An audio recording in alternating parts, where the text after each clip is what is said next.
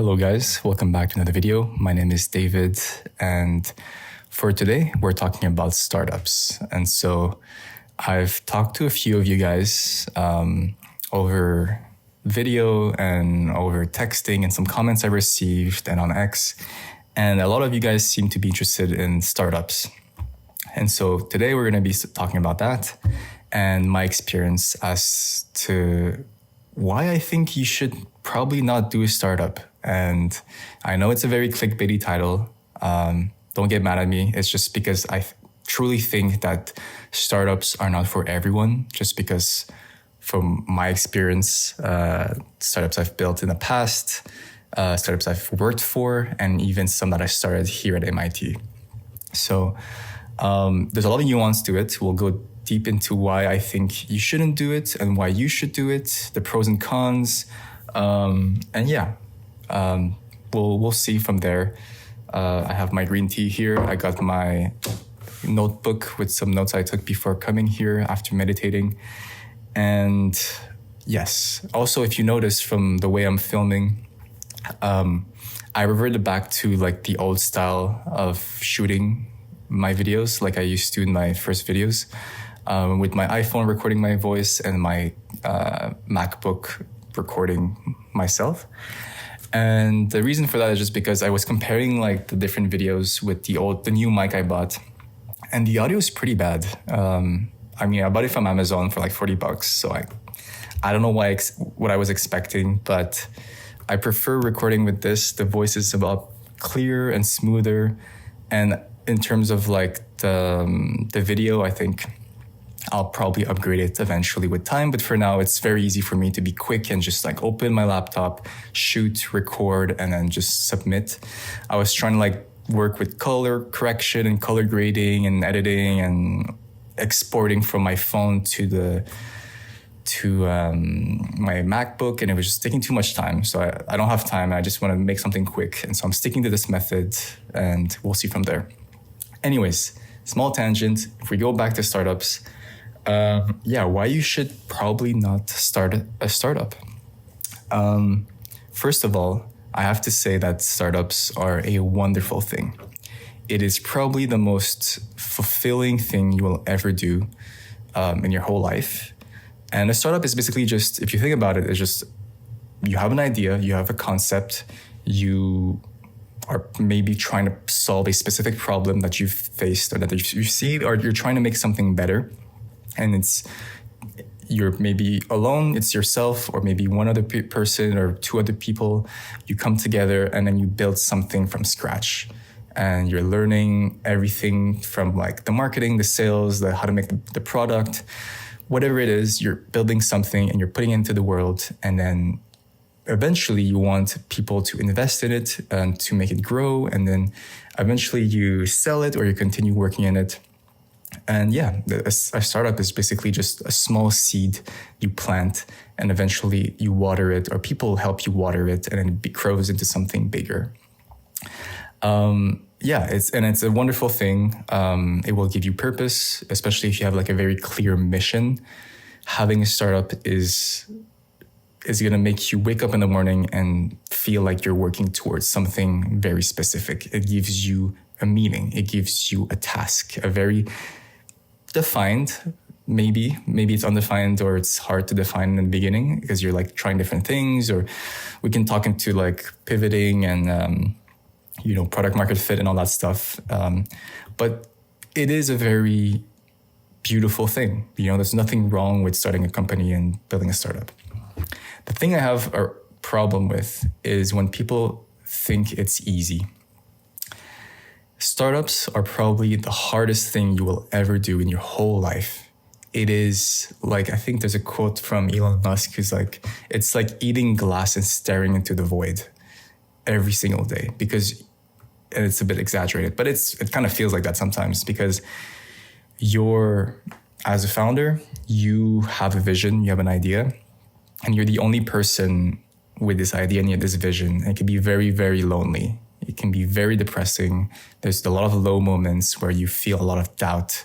There's a lot of pressure. There's like expectations, especially if people start investing in you and they learn about you and they start rooting for you. Then you're you have this external pressures that like people are expecting you to succeed. And the reality is that most companies, most startups fail. And there's a thing called survivorship bias, where we only look at the successful startups who make it.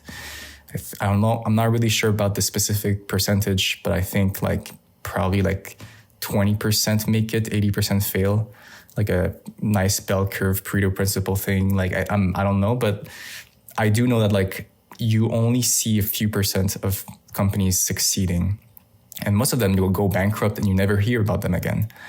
And that's what I want to share with you, is that like it's a high risk, high reward endeavor.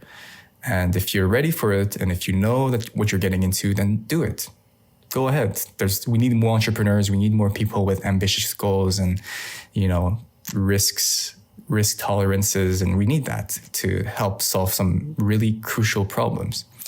But if you're someone who wants an easy life, you want to have fun with your friends, you want to go out, you want to socialize, go to restaurants, enjoy food, like you want to live your life in a chill way, don't do startup, because it's too intense. It's like, yeah, you're going to be like sleep deprived, stressed all the time, working like a dog, thinking about your idea and your problem nonstop. You'll be reading on everything. You'll be obsessed, because ultimately you need obsession. And so that's why, that's what I think about startups. Now I'm going to dive deep into what I think you need to think about before deciding if you should build a startup or not. And these are things that came from me. I've heard a lot of things here and there. I'm not sure if people have like distilled it in like those 4 pillars or those 4 questions you should ask yourself. But it's just from like my experience, the courses I've taken, the things I've heard and from different people. So I'll go through each one of them. The first one, or actually I'll name all of them. So the first one is product market fit, founder fit, founder product fit, and then founder market fit. So these 4 things I think are what you need to really think about. And those are like your strategy, or that's like your map that you need to figure out first before deciding to start a company, start a startup. So the first one, the most obvious one, is product market fit. That is something you hear a lot of, is basically the idea that like whatever product or service you're building, you're offering to the world, you want to make sure that that is aligned with what the market wants, what a group of individuals from an industry or from a niche want to pay you for that product or service. So most of the time, that product needs to solve a problem or pain point that the market has, and that you're just offering this as a service or product or whatever it is. It can be anything. But this is the first thing you need to think about, is like, is this thing going to really solve a problem that the market has? And the only way to know that is to be in the market, ask them, or you just heard about it, but you kind of have to be part of that market and ask them and really, really pinpoint what are the pain points that like people have in that specific niche. That's the first thing. The second thing is founder fit.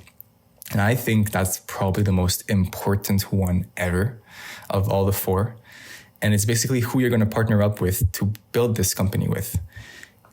Obviously, you can build this alone if you have the skills, if you have the talent, but it's very, very difficult to do it on your own. It's like raising a kid. You can raise a kid on your own, but it's going to be very difficult. You need a partner where you can delegate and split tasks and like kind of get together and discuss and brainstorm and innovate. So in the beginning, you need to have someone who you trust and who you can work with and build this thing together with. And there's 3 traits that you really need to see in people, or to see in your potential future partner. And those 3 things come from Naval Ravikant, who's someone I quote a lot here, but just because he's like a huge mentor of mine. Like I look up to him, I learn a lot from him. But the 3 things are, you need someone with high energy, high integrity, and high intelligence. High energy because like it's very difficult to, like it takes a lot of energy to build a company. So someone who is not gonna like slack off, but is always like on top of their game.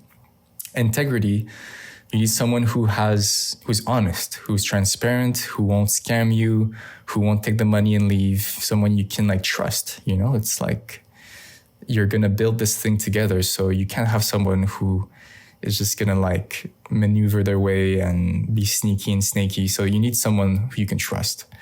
And then the third one is you need someone who is intelligent. That's an obvious one, but in a startup, you need to be very quick. You need to adapt fast. You need to just like consume, and create. So you need to be intelligent. You need to have some sort of knowledge and a specific experience and specific knowledge in something. It can be design, coding, sales, marketing, persuasion, mathematics, whatever it is, you know. You need someone who's like intelligent in at least a few things. And so if you have someone with all these three things, maybe that's good. And then you have to ask yourself, do I work well with that person? Do we have similar visions? Do we have similar goals? Do we believe in the same things, the same values? And that is very hard to find. It's really, really hard to find because these things take years. They take time. The relationships are not something you can just like hop in and hop out, you know? Unless maybe you find someone who just perfectly aligns with you and then go for it. But from my experience with my old co-founders, some of them, like one of them was like my best friend back in high school. We did like a digital marketing agency together. We were working with like real estate agents. And then it was a huge learning experience for me, but like it ended up being like I was doing a lot of the work. He was not really doing as much work as I wanted to. And so there was not a lot of communication and like task delegation. That's something I had to learn with time, but the match was not there. And so that failed. But then there are some other times where like, let's say there was a product I was building in university. I was building a digital design journal and design publication with a bunch of PhDs and graduate students. And my co-founder at the time was the perfect fit for me. He was very good in design and very good with like the technicalities of like making a really good product and like printing it. And we were selling like not only digital products, but physical booklets, physical like magazines of design. And so he's really knowledgeable about like what it takes, who we should look for, the price, all that stuff.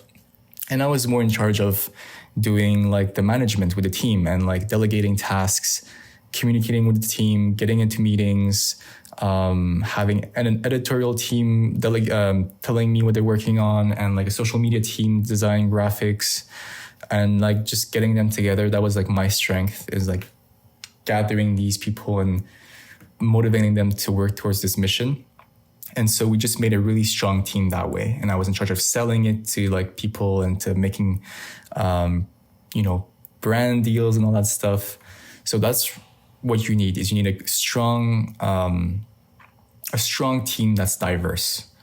But then you also want someone who is going to stick with you and that believes in it, because it's a 10-year journey. It's minimum 10 years. And then the next one is founder product fit. And founder product fit is also very important, but it's basically you as a person, as an individual. Am I the best person to sell this product in the first place? The best way to know is your experience. So let's say you decide to tackle the construction industry niche, and you're selling a product, a digital product that will help home builders build their homes for cheaper. Very vague, just a random example. If, let's say, you come from the outside and you've never built a home and you've never sold a home, you don't know what it takes with the material, like what the sequence is, like where the materials have to come from, how much they cost, you're not the best person to do that startup, But on the other side, if you grew up in a construction site, you've worked since the age of 16 and building homes from scratch. You know the price of lumber, you know the price of concrete. Your dad is a builder and you just picked it up from him, and you've seen that from a little kid. And so it's so easy for you to like know all these things, then obviously go into that. Like you have very good founder product fit. But it's something I realized that like, because for me that there was a lot of startups where like I would just go into because I was like curious about that field. I was like, oh, I want to learn about biomaterials, for example. I did a startup at MIT with another co-founder this technically last year we started. We eventually stopped because we were like too busy, but we were interested in tackling biomaterials and creating a platform that connects biomaterials to textile fashion designers and address material waste and the huge amount of pollution that textiles create in the world. Huge technical problem. I have no experience in fashion. I am not a fashion person. I know a little bit about materials, but biomaterials specifically, super niche. It's obviously an emerging field. It's a very promising field with a lot of investments. And so that's the thing that motivated us was like, biomaterials are the future. We should go into that field. But the reality is that we don't know anything about biomaterials. We are clueless, let alone knowing about biomaterials in fashion. And so it was a huge learning experience, but ultimately we were not the people to tackle that problem. There was no strong founder product fit. And so that's very important to ask yourself, am I the best person to build this product? That's it. And then the next one is founder market fit. That's the last one. And it's very similar to the previous one. But founder market fit is basically, am I going to be a person with high credibility in this market? If I get back to the construction industry example, if I've worked in industry or in the construction industry for like 10 years, if I sell this product, will people in the market, the clients, which will be probably homeowners or home builders, will they trust me as the founder of the company? Will they buy from me because of who I am? If I can show that like, hey, I have experience, I can speak the same language as you, I know how homes are being built, I've built homes in the past, and I can like teach you a better way to do it, people will trust me. If I come from the outside and I'm like someone from like, I don't know, Wall Street, and I'm like an economist and I know a lot about that world, but not really about home building, people, like my customers will look at me and be like, yeah, I don't trust this guy. Like, who is this guy to tell me like how to build a home and that his product is better and I will solve my problems. Like, so having that founder market fit is very, very important. You need to create a brand that people trust and that they know that like you're the right person with the right product, the right experience, and the right founder to build this solution. So those are the 4 points you need to think about. And obviously it's a lot. It's not easy. You know, the stars have to be aligned, is what I'm saying. But it's something I've learned from my experience. If there's something you can learn from me and that can save you some time, is to go through these points and then don't make the mistakes I've made, because you will save a lot of time in the process. Trust me. So yeah, ultimately, if you can find someone if you can find an idea, a product, and the founder, and everything aligns the way I said it, then yeah, definitely go into startups, and it's going to be very fulfilling, and it's going to be a fun experience, and you're going to learn a ton, and maybe you'll make, a successful company out of it, and you'll have a lot of fun. You'll serve people, you'll create value and innovation in the space you're in. But again, I go back again to the things I said in the beginning, is that it's an intense activity. You will lack a lot of sleep. There's so many times where like I would not be able to fall asleep. And I think it's a common thing for founders, or especially early stage founders, you're in bed and you're thinking about like all the things you have to do and all the possible ways you can do these things, because there's no right or wrong. The way school teaches you skills is in a very linear fashion. You attend class, you take courses, and you do your assignments, your projects, midterms, finals, whatever. You get a grade for each of them. And that's how you succeed. And it's given to you in like a very linear fashion. And there's very little creativity involved when you're doing that. But the reality of like starting a company is that there's no right or wrong. No one's going to tell you to do this and to do that. You have to tell yourself to do these things because of what it's going to give you. So you have to be very self-aware, very critical, have a good judgment, and incredible decision-making skills that are not only like quality decisions, but very quick. You need to be constantly making decisions every single day, every step of the way. Like you're always making decisions here, and here. And so you need to be on nonstop. There's no breaks. There's always an opportunity somewhere. So you always have to be on top of your game. So it can be very fulfilling. If you're that person who's like on that, you need that drive, then go for it. It's going to be fun. You're going to learn a lot. It's going to be thrilling. But if you're someone, again, who's like, I want a chill life, I want to like do other things, and like, you know, I'm interested in that stuff, but like I'm interested in a lot of stuff, maybe don't do a startup, because you need to be obsessed with that one problem. And it's going to become your whole life. It's all you're going to be consuming. And there's no balance in the beginning. There's no such thing as having a healthy work-life balance for a startup. It's pure hustle. It's pure hustle, if I'm being honest. And that's the reason why I kind of like got away from it a little bit. Right now I'm studying at MIT. I'm in my first year. I still have like another 2.5 years left. It's a long program I'm doing here. And I'm learning a ton. I'm having this growth mindset where I'm like, in the beginning, I thought like, okay, I have limited time. I want to do so much. And I'm like joining these incubators, building startups, working with teams, research projects here and here. And I got burnt out. Like beginning of this year, I got severely burnt out when I was working in this startup because of all the things I told you that I had to learn, and that I realize only now that like, if I could do things again, I would do it differently, and I would do it the way I told you. And now I have more of a kind of a mindset of, let me just do things on my own. And, you know, a lot of people talk about the idea of solopreneurship, or being like a one-person business.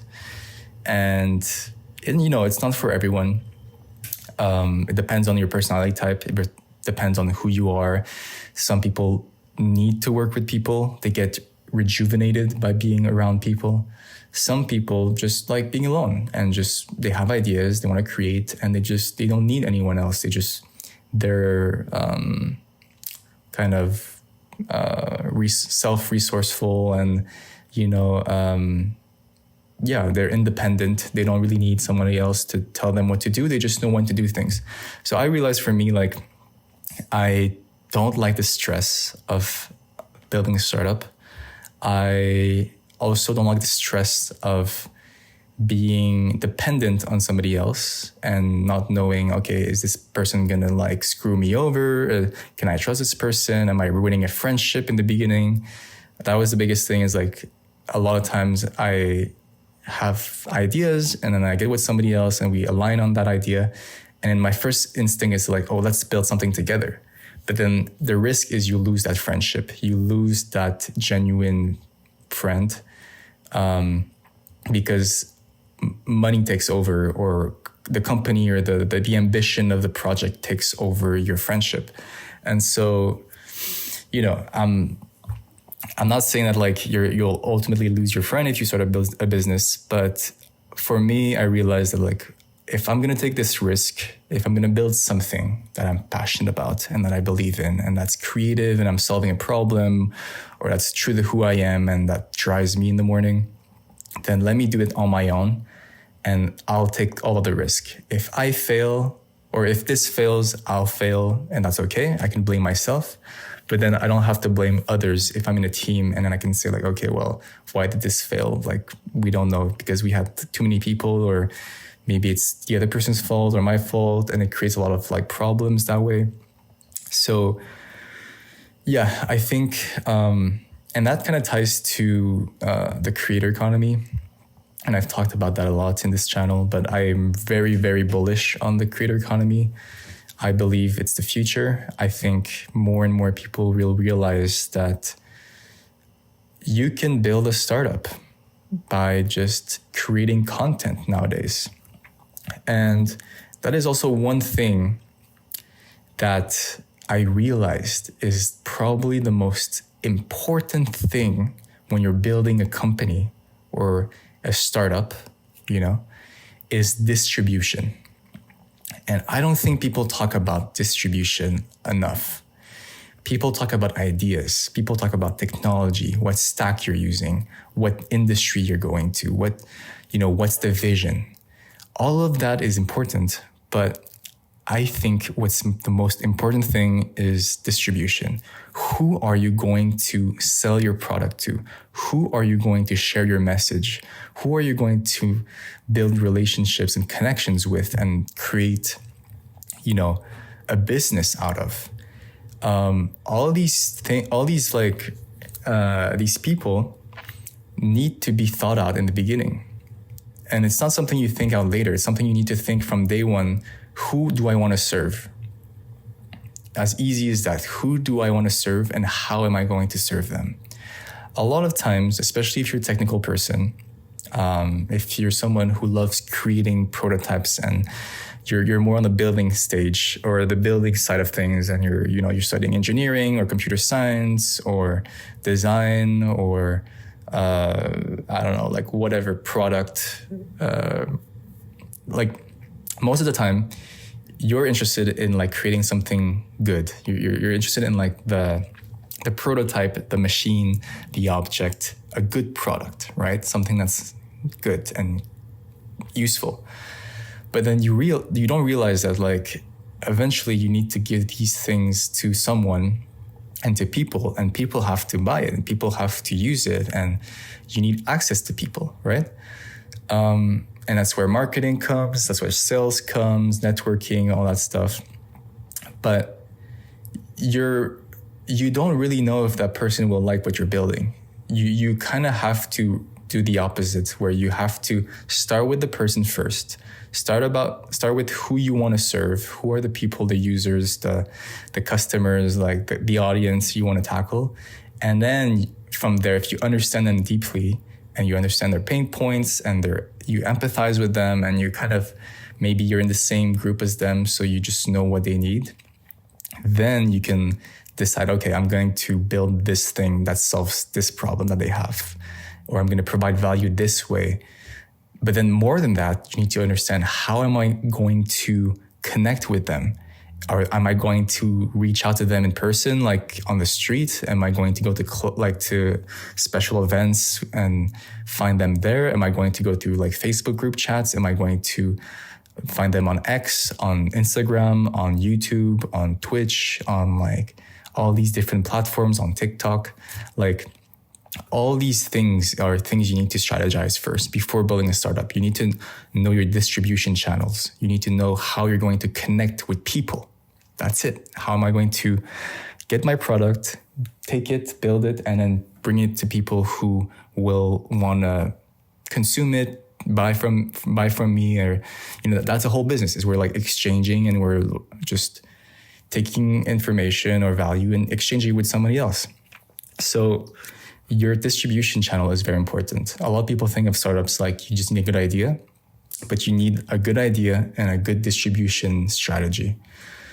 And with the creator economy, it's never been easier to just, start live streaming, start a YouTube channel, start posting on Instagram, make TikToks. TikTok's like are crazy now. Like you can build a huge following on TikTok now, just doing anything. And then you'll find your sub communities, your niche communities, and then you'll be able to build something like a business from there without any permission. You don't need any investments. You just need yourself and your idea and your distribution channel, and that's it. So that's something I realized, and I'm trying to discover and learn from. That's why I'm doing these videos, is because I was kind of burnt out from the whole startup grind. And yeah, it's like you learn a ton. Definitely there's a lot of lessons I've learned from the startup world that I'm trying to implement here. But if there's one tip I would tell you, is that you should probably build your audience first, or your distribution channel first, before deciding to build a product. Because that's like a reverse engineering mindset, where instead of building the product first and you don't really know what to build in the first place, just start producing something and trying to connect with people first, and then see what they want, or see what people like and what the world needs more of. And it's going to help you learn more about yourself. And then you're going to try to learn more about these things. And that, I think, is a more effective startup strategy, is to get information from the market, from people, from real individuals who you talk to, and you're trying to help, and you're trying to, create something of value.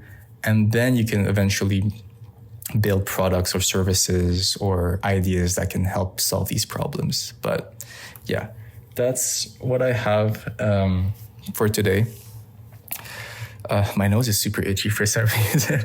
I don't know why, but today my nose is like, maybe it's like allergies or something. But yeah, that's my lesson for today. But yeah, that's all I had to share. I do think startups are a good thing in general. Like the approach is really, really optimistic. We need more entrepreneurs. We need more people with great ideas and with the willingness to put in the work. You will build an amazing network of people if you work on startups. You will learn so much more too. The experience you get is just incomparable. You just know so much after working on a startup. And as you work in it, you meet incredible people. And so I would recommend anyone to just get in that field, because it's very fulfilling. But there are easier ways. There are more strategic ways where you can save time, save energy, save your mental well-being as well, by not burning out and by doing things that, could save you a lot of time. And I would say that one thing is just start building an audience, like build connections with people online, start creating micro communities. It takes leadership for sure. It takes a lot of energy, and it's new, it's daring, it's daunting. You don't really know what's going to happen. It could work, it could not work, it could flop, but you learn so much more through that as well. And you connect with people. So it's amazing. I would recommend everyone to just try it out. But yeah, I'm rambling on. It's getting late. It's like 6 now. I have a party to attend to now. So I have to get ready. But yeah, let me know if you enjoy these videos or talking about startups like this. It's something I'm really passionate about. The reason I came to MIT in the first place is I wanted to be close to this startup ecosystem, and learn from the best, and learn about the VC culture, about entrepreneurship, social entrepreneurship, hackathons, all that kind of stuff, right? So yeah, I really